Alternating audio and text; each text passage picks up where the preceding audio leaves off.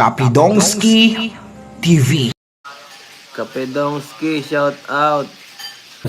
Andan din po si Kapidongski. Kaya taga ano si Kapidongski, taga Padada yan eh.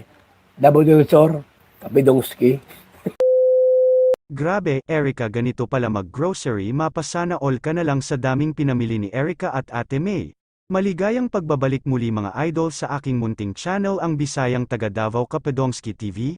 Please like this video at paunawa tapusin muna ang buong video na ito at unawain ang nilalaman ng video na ito bago magkomento.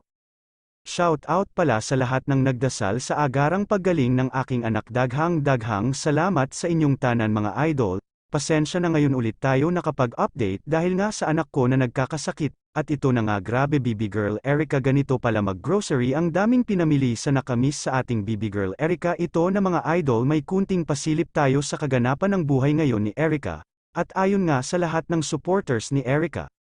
Wow, praise God, nagparamdam na si baby Erica, we love you. Wow, parang tumaba na, ang idol ko, wow, tumaba na siya idol Erica, lalo gumanda siya. Ang bait ni Ikay kausap, napakamalumanay siyang kausap, di ko kumalubos maisip na makavisi ko siya, salamat sa e-defenders.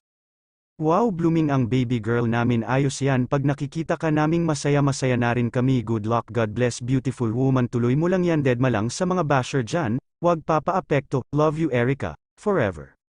Missing you both Edrica, stay low key, continue to be an inspiration to many, excel and achieve your dreams. Love can wait and conquers all. God bless you and your family more. To God be all glory. Ang daming ang fans ang masaya ngayon dahil sa nakita na naman nila si Erica, at dito nga may napansin sila kay baby girl Erica na tumaba na raw at mas lalong gumanda. Siguro kaya tumaba na si Erica dahil hiyang na si Erica ngayon sa bagong bahay nila na hindi na sila mababasa ng ulan kapag umuulan. Daghang salamat po sa mga taong nagtiwala at nagmamahal kay Erica kahit hindi na natin nakikita palagi si Erica, pero andyan pa rin kayong nagmamahal kay Erica. Samantala mapasana all ka na lang sa mga taong nakausap si Erica. Alam naman natin na ang daming gustong makausap si Erica at mapalad kayo na naka-v-call ninyo si Erica. At ito na rin mga idol, pahabol pa tayo sa mga kapitbahay dyan ni baby girl Erica. Bili na kayo sa sari-sari store ni Erica, makabili kayo ng mura plus bonus pang may magandang tindera at sikat.